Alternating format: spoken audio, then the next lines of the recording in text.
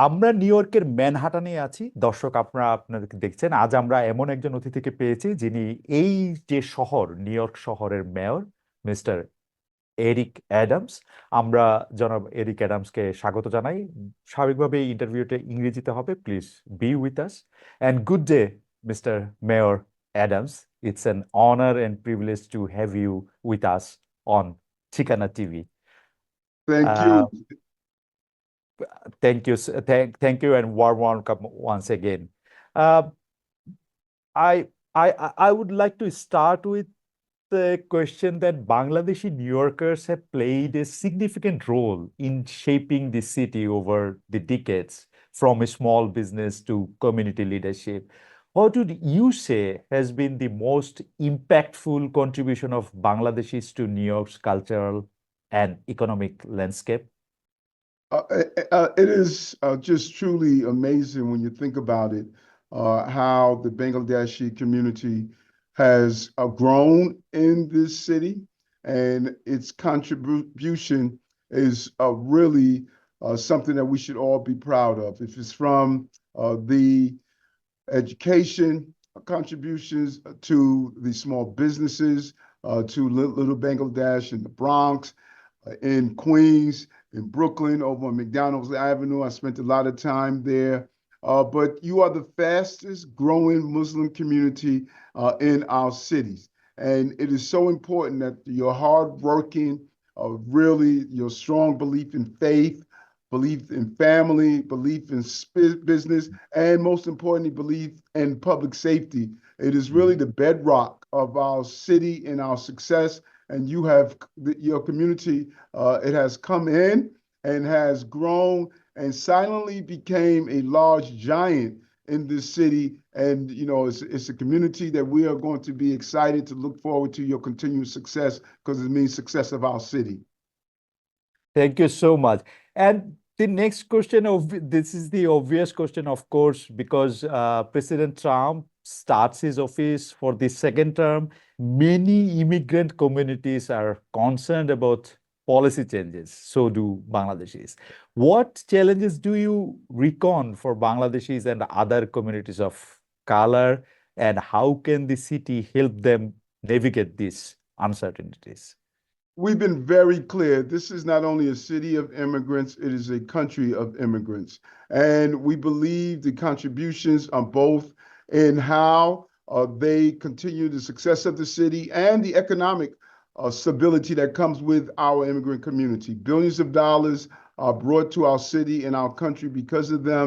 And I remember during COVID-19, many of our immigrant businesses remained open.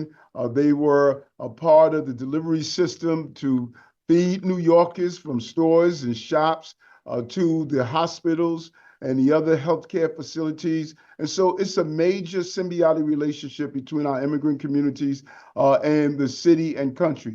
What we're clear on is that we're telling New Yorkers, continue to send your children to school, continue to go to the hospital, you need medical care, continue to call on law enforcement if someone treats you unfairly or you're the victim of a crime.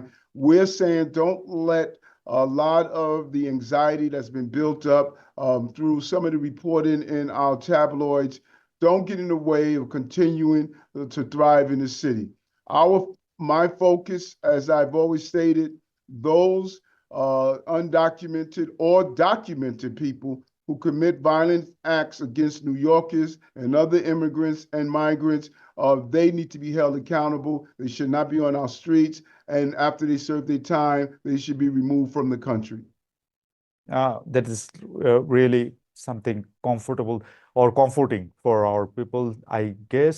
So there are people, I mean, who say New York is not a safe city anymore. Some even think it is dangerous. Hate crimes and public safety remain top concerns nowadays, especially for immigrants. What are the key safety issues for the Bangladeshi community right now, and what steps are your administration taking to ensure their security at this moment, Mr. Mayor? Well, one thing is for sure, and this is not my opinion, these are the facts. Mhm. New York City is the safest big city in America. That is a fact.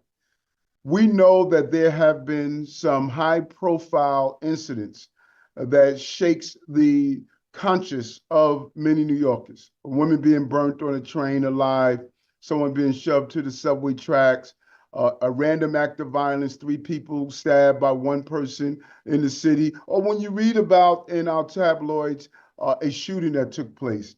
These Mm, incidents have overshadowed our success, but the facts remain. We are the safest big city in America.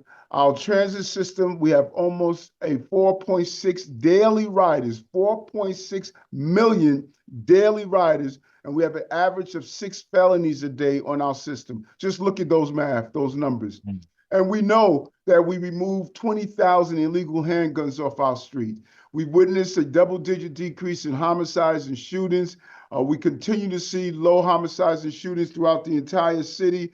The major crime categories are down. Even in the borough of Brooklyn, we're at the lowest number of shootings in the borough of Brooklyn in almost over 40 years. And when you look at what we have accomplished, we know the facts are the reality that we must face. Now, with that understanding, we know people must be safe statistically and they must feel safe.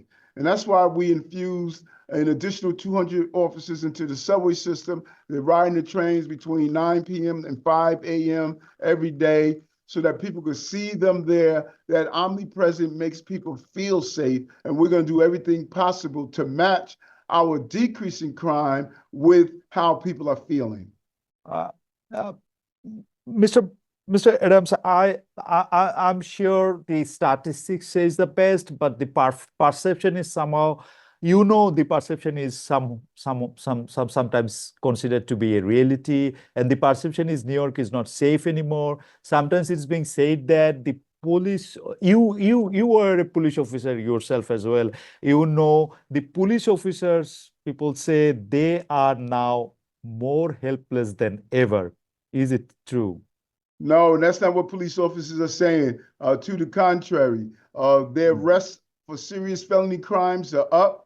Enforcement is up. We removed over 80,000 illegal vehicles off our streets. We removed over 1,400 ghost guns off our street to add to the 20,000 total guns off our street. And so when you speak to these officers, they're saying just the opposite. They're saying the handcuffs are off us. We have a mayor that supports us, and he's allowing us to do the job of keeping this city safe. That's what I'm hearing from the police officers. And so we know, again, the stats can say anything, but how people feel is important. And that is why we are doing things to make people feel safe to match the success we've had in making people actually safe. Thank you. I'm coming back to our Bangladeshi community. Many Bangladeshi immigrants run small businesses that were severely impacted by COVID-19 and inflation. What is the city doing to support immigrant entrepreneurs, and how can these businesses be better integrated into the city's economic recovery?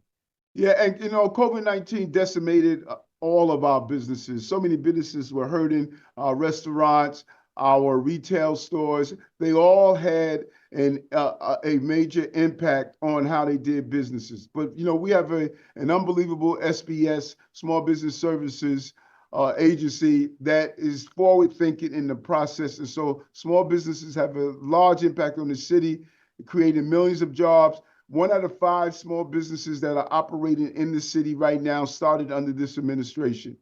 We have a record number of small businesses, and that's something that I leaned into for day one. And I knew that what we had to stop doing is stop using citations as a form of taxation. And we said we're going to go in, look at the books to make sure that these outdated rules and laws on the books should no longer impact small businesses. And so altogether, we saved small businesses over $50 million in fines and fees. Our team looks forward to continue to building on that success, but we haven't stopped there. Let's be clear. When you look at the Bangladeshi community in particular, they should register to MWBEs.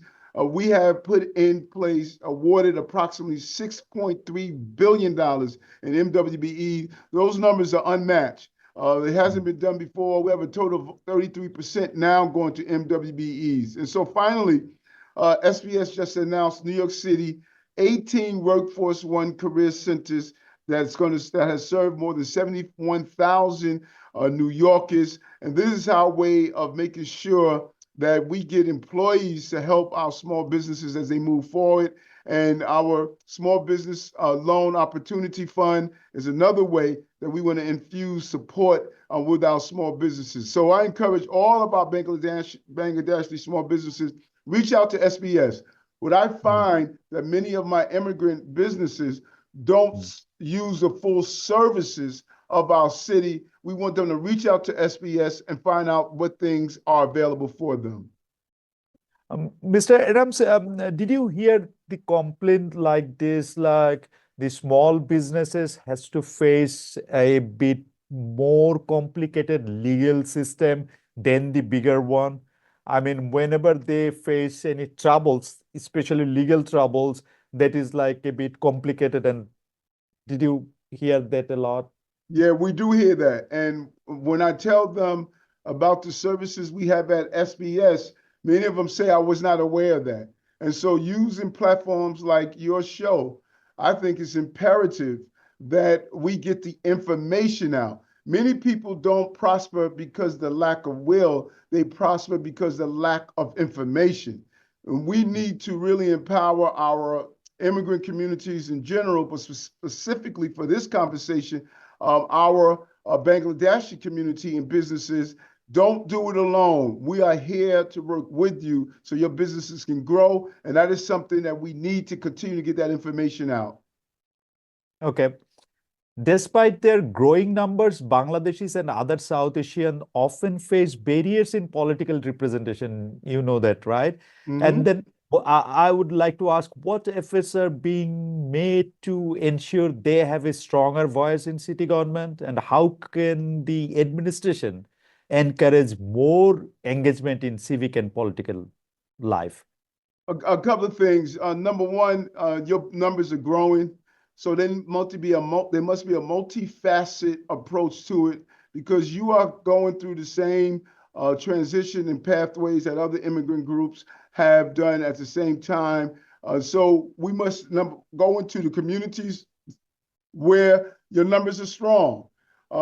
In Brooklyn, you look at the area over where McDonald Avenue is located. They need local elected officials. They need local council people, assembly people, state senators.